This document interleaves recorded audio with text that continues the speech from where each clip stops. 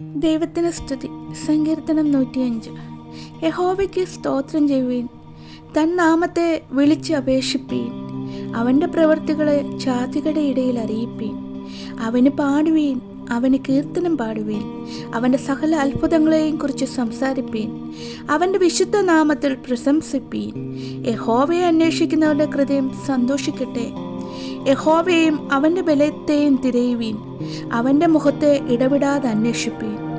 അവൻ്റെ ദാസനായ അബ്രഹാമിൻ്റെ സന്തതിയും അവൻ തിരഞ്ഞെടുത്ത യാക്കോബിൻ്റെ മക്കളുമായുള്ളവരെ, അവൻ ചെയ്ത അത്ഭുതങ്ങളും അവൻ്റെ അടയാളങ്ങളും അവൻ്റെ വായുടെ ന്യായവിധിയും ഓർത്തുകൊള്ളുവീൻ. അവൻ നമ്മുടെ ദൈവമായ യഹോവയാകുന്നു. അവൻ്റെ ന്യായവിധികൾ സർവ്വഭൂമിയിലുമുണ്ട്. അവൻ തൻ്റെ നിയമത്തെ എന്നേക്കും, താൻ കൽപ്പിച്ച വചനത്തെ 1000 തലമുറയോളം ഓർക്കുന്നു. അവൻ അബ്രഹാമിനോട് ചെയ്ത നിയമവും ഇസഹാക്കിനോട് ചെയ്ത സത്യവും തന്നെ. അതിനെ അവൻ യഹോവയ്ക്കൊരു ചട്ടമായും ഇസ്രായേലിനൊരു നിത്യ നിയമമായി നിയമിച്ചു. നിന്റെ അവകാശത്തിൻ്റെ ഓഹരിയായി ഞാൻ നിനക്ക് കനാൻ ദേശം തരുമെന്ന് അരുളിച്ചെയ്തു. അവർ അവനെ എണ്ണത്തിൽ കുറഞ്ഞവരും ആൾ ചുരുങ്ങിയവരും അവരെ പരദേശികളുമായിരുന്നു. അവർ ഒരു ജാതിയെ വിട്ട് മറ്റൊരു ജാതിയുടെ അടുക്കിലേക്ക്, ഒരു രാജ്യത്തെ വിട്ട് മറ്റൊരു ജനത്തിൻ്റെ അടുക്കിലേക്ക് പോകും. അവരെ പീഡിപ്പാൻ അവൻ ആരെയും സമ്മതിച്ചില്ല. അവരുടെ നിമിത്തം അവൻ രാജാക്കന്മാരെ ശാസിച്ചു. എൻ്റെ അഭിഷിക്തന്മാരെ തൊടരുത്, എൻ്റെ പ്രവാചകന്മാർക്കൊരു ദോഷവും ചെയ്യരുത് എന്ന് പറഞ്ഞു. അവൻ ദേശത്തൊരു ക്ഷാമം വരുത്തി അപ്പമെന്ന കോലിനെ അശേഷം ഒടിച്ചു കളഞ്ഞു. അവർക്ക് മുമ്പായി അവൻ ഒരാളെ അയച്ചു. യോസഫിനെ അവർ ദാസനായി വിറ്റുവല്ലോ. യഹോവയുടെ വചനം നിവൃത്തിയാകുകയും അവൻ്റെ അരുളപ്പാടിനാൽ അവന് ശോധന വരികയും ചെയ്തുവോളം അവർ അവൻ്റെ കാലുകളെ വിലങ്ങുകൊണ്ട് ബന്ധിക്കുകയും അവൻ ഇരുമ്പ് ചങ്ങലിൽ കുടുങ്ങുകയും ചെയ്തു. രാജാവ് ആളയച്ചു, അവനെ വിടുവിച്ചു. ജാതികളുടെ അധിപതി അവനെ സ്വതന്ത്രനാക്കി. അവൻ്റെ പ്രഭുക്കന്മാരെ ഇഷ്ടപ്രകാരം ബന്ധിച്ചു കൊള്ളുവാനും അവൻ്റെ മന്ത്രിമാർക്ക് ജ്ഞാനം ഉപദേശിച്ചു കൊടുപ്പാനും തൻ്റെ ഭവനത്തിന് അവന് കർത്താവായും തൻ്റെ സർവ്വസമ്പത്തിന് അധിപതിയായും നിയമിച്ചു. അപ്പോൾ ഇസ്രായേൽ മിസ്രൈമിലേക്ക് ചെന്നു. യാക്കോബ് ഹാമിൻ്റെ ദേശത്ത് വന്ന് പാർത്തു. ദൈവം തൻ്റെ ജനത്തെ ഏറ്റവും വർദ്ധിപ്പിക്കുകയും അവരുടെ വരികളെക്കാൾ അവരെ ബലവാന്മാരാക്കുകയും ചെയ്തു.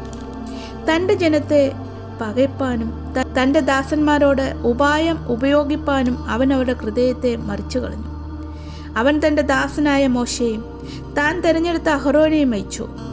അവർ അവരുടെ ഇടയിൽ അവരുടെ അടയാളങ്ങളും ഹാമിൻ്റെ ദേശത്തെ അത്ഭുതങ്ങളും കാണിച്ചു. അവൻ ഇരുളയച്ചു, ദേശത്തെ ഇരുട്ടാക്കി. അവൻ അവൻ്റെ വചനത്തോട് മറുത്തതുമില്ല. അവൻ അവരുടെ വെള്ളത്തെ രക്തമാക്കി, അവരുടെ മത്സ്യങ്ങളെ കൊന്നുകളഞ്ഞു. അവരുടെ ദേശത്ത് അവള വ്യാപിച്ചു, രാജാക്കന്മാരുടെ പള്ളിയറയിൽ പോലും നിറഞ്ഞു. അവൻ കൽപ്പിച്ചപ്പോൾ നായീച്ചയും അവരുടെ ദേശത്തെല്ലാം പേനും വന്നു. അവൻ അവർക്ക് മഴയ്ക്ക് പകരം കൽമഴയും അവരുടെ ദേശത്തിൽ അഗ്നിജാലയും അയച്ചു. അവൻ അവരുടെ മുന്തിരിവള്ളികളും അത്തിവൃക്ഷങ്ങളും തകർത്തു, അവരുടെ ദേശത്തിലെ വൃക്ഷങ്ങളും നശിപ്പിച്ചു. അവൻ കൽപ്പിച്ചപ്പോൾ വെട്ടുകിളിയും തുള്ളനും അനവധിയായി വന്നു. അവരുടെ ദേശത്തിലെ സസ്യങ്ങളൊക്കെയും അവരുടെ വയലിലെ വിളവും തിന്നുകളഞ്ഞു. അവൻ അവരുടെ ദേശത്തിന് എല്ലാ കണിഞ്ഞൂലിനെയും അവരുടെ സർവ്വവീര്യത്തിൽ ആദ്യഫലത്തെയും സംഹരിച്ചു. അവൻ അവരെ വെള്ളിയോടും പൊന്നിനോടും കൂടെ പുറപ്പെടുവിച്ചു. അവരുടെ ഗോത്രത്തിൽ ഒരു ബലഹീനനും ഉണ്ടായിരുന്നില്ല. അവർ പുറപ്പെട്ടപ്പോൾ മിസ്രയീം സന്തോഷിച്ചു. അവരെയുള്ള പേടി അവരുടെ മേൽ വീണിരിക്കുന്നു. അവൻ തടലിനായി ഒരു മേഘം വിരിച്ചു, രാത്രി വെളിച്ചത്തിനായി തീ നിർത്തി. അവർ ചോദിച്ചപ്പോൾ അവർ കാടകളെ കൊടുത്തു. സ്വർഗീയ ഭോജനം കൊണ്ട് അവർക്ക് തൃപ്തി വരുത്തി. അവൻ പാറയെ പിളർന്നു, വെള്ളം ചാടി പുറപ്പെട്ടു. അത് ഉണങ്ങിയ നിലത്തുകൂടി നദിയായി ഒഴുകി. അവൻ തൻ്റെ വിശുദ്ധ വചനത്തെ തൻ്റെ ദാസനായ അബ്രഹാമിനോട് ഓർത്തു. അവൻ തൻ്റെ ജനത്തെ സന്തോഷത്തോടെ താൻ തിരഞ്ഞെടുത്തവരെ ഹോഷത്തോടും കൂടെ പുറപ്പെടുവിച്ചു. അവർ തൻ്റെ ചട്ടങ്ങളെ പ്രമാണിക്കുകയും തൻ്റെ ന്യായപ്രമാണങ്ങളെ ആചരിക്കുകയും ചെയ്യേണ്ടതിന് അവൻ ജാതികളുടെ ദേശങ്ങളെ അവർക്ക് കൊടുത്തു. അവർ വംശങ്ങളുടെ അധ്വാനഫലം കൈവശമാക്കുകയും ചെയ്തു. യഹോവയെ സ്തുതിപ്പി.